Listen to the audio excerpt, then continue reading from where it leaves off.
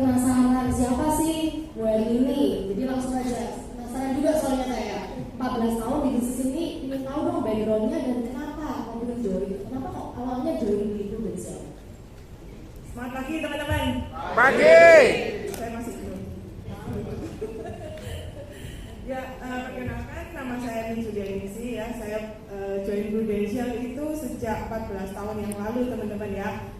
Nah, saya dulunya seorang pebisnis. Saya memiliki toko grosir di Pasar Turi. Tahu kan ya Pasar Turi ya teman-teman ya, sebelum kebakar. Ya, jadi saya join Prudential ketika itu toko saya di Pasar Turi belum terbakar. 3 bulan persis sebelum saya terbakar itu saya join. Nah, kenapa kok saya mau join di Prudential gitu ya? Awalnya itu tahun 2005 itu kakak saya Bu Erlina Gunawan itu join di Prudential. Nah, ketika beliau join di Prudential, saya termasuk nasabah pertamanya, gitu ya, nasabah dulu, iya nasabah dulu gitu. Dan ketika itu cici saya bilang, ini ada bisnis bagus nih di Prudential, ayo join gitu. Ayo kamu gabunglah di sini, kamu jadi agent. Saya dalam hati berpikir, join asuransi, join agent asuransi itu untuk pengangguran aja, nggak cocok buat saya gitu ya, karena saya pikir saya seorang bos gitu. Masih sombong gitu ya. Teman-teman di sini ada yang pebisnis backgroundnya? Ada yang pebisnis? Ada teman-teman? Oh nggak ada ya? Oh ada ya beberapa ya. Oke. Nah jadi nggak gampang bagi orang yang sudah punya bisnis untuk join sebagai agen asuransi, karena ke satu pasti kita pikirnya gengsi, gitu ya. Nah ketika itu juga ketika tahun 2005 income saya dari toko saya cukup besar di Pasar Turi dengan 18 karyawan. Itu tahun 2005 sekitar income saya 100 jutaan ya, per bulan gitu ya. Nah, tapi namanya pebisnis, kita kalau mau semakin sukses, otomatis kita juga harus ngeluarin modal makin lama makin banyak. Dan juga yang paling penting adalah kita kehabisan waktu terhadap keluarga. Karena begitu bisnis kita berkembang, kita semakin tidak punya waktu. Nah, ketika tahun 2005-2006 itu anak saya masih kecil, masih usia 1 tahun, 2 tahun tuh lucu-lucunya. Tapi saya nggak pernah punya waktu untuk anak-anak saya. Padahal saya punya banyak duit gitu. Nah, sampai suatu ketika tahun 2007 itu kakak saya ya Bu Erlina Gunawan itu dipanggil di acara seperti sekarang ini. Ya, dia sebagai testimonial untuk acara Grand BOP sama seperti ini. Ketika itu saya diundang dan saya bilang, oke, saya mau datang gitu ya, karena cici saya yang speaker. Nah, saya datang, saya duduk di paling belakang. Waktu itu ada salah satu audiens ketika di akhir acara, audiens itu nanya, Bu, boleh tahu nggak income-nya sekarang berapa? Gitu. Terus kemudian cici saya waktu itu bilang sekitar 6 juta per bulan gitu. Saya dalam hati di belakang itu saya bilang, aduh kasihan banget kok kecil banget gitu loh. Karena saya kan udah 100 juta gitu ya. Sorry, waktu itu 2005 deh, 2005. Karena cici saya baru join, kemudian dia termasuk agent yang keren gitu ya, langsung dapat prestasi gitu. Saya dalam hati pikir, gila susah banget kerjanya setengah mati, income-nya cuma 6 juta gitu ya, ngapain aja gitu, saya masih sombong gitu.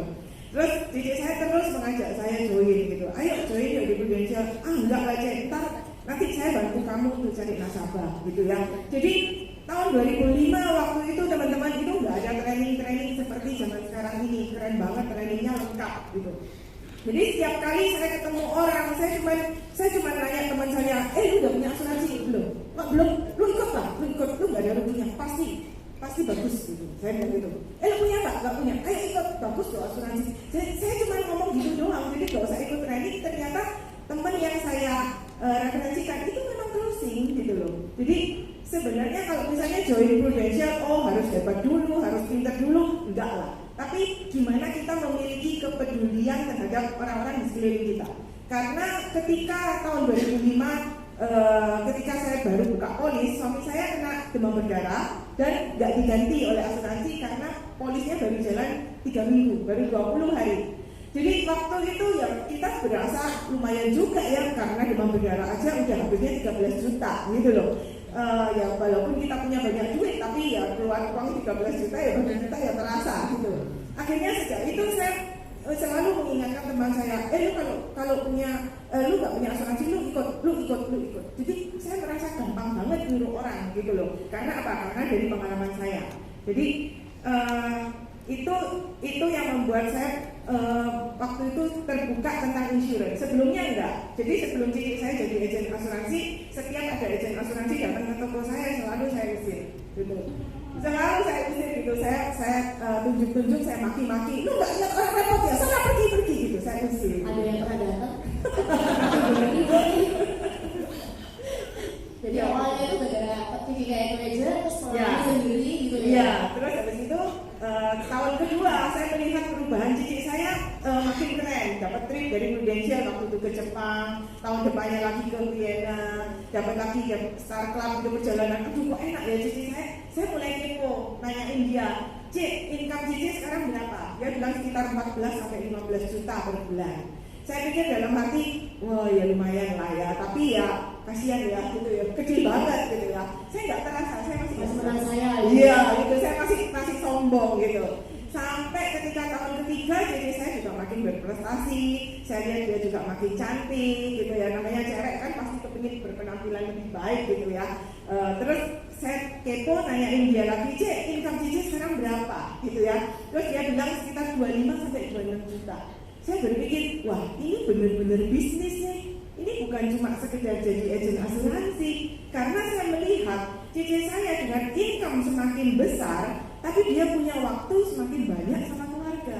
Beda sama saya semakin punya banyak income, semakin saya nggak punya waktu untuk keluarga. Dan ketika itu kebetulan karena income saya udah mentok lah, istilahnya ya 100 juta per bulan. Saya tuh berasa saya sudah stuck di bisnis saya. Nah, boleh putarkan videonya Pak Gun? Nah, jadi kalau teman-teman mungkin yang saat ini sebagai pebisnis ya, yang mungkin bisnisnya nggak punya sistem, nah Anda bisa melihat video seperti ini. Nah, ini seperti kisah saya.